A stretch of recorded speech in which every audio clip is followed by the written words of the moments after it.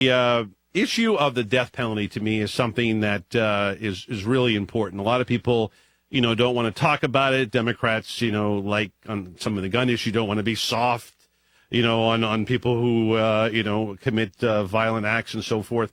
But you've come out, and I'm really glad. Talk to me about this and how you connect to it as a Catholic, as somebody who believes in social justice.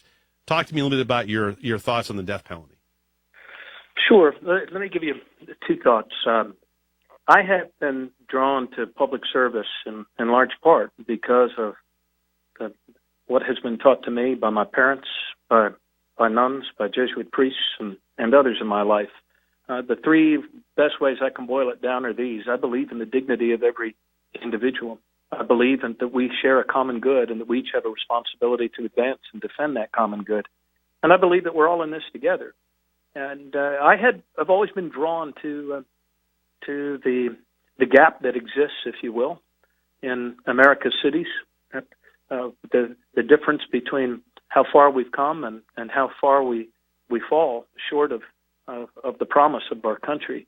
And so in combating the problems of violent crime, of drug addiction, of despair, of some really acute suffering in the heart of my own city of Baltimore, I have come to the conclusion that there are things that serve and actions that do not serve.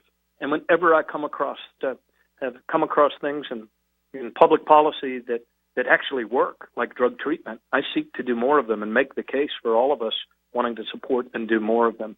When things like reentry programs, I cut our incarceration rate to 20-year lows while I was governor. But when there's things that do not work, that are unjust and serve no deterrent value, we have a moral obligation to stop doing them. And I believe that the death penalty is one of those things. The death penalty is not a deterrent. The death penalty has never, ever been justly applied in our country, where the legacy of slavery is so painfully intertwined with issues of crime and justice and public safety.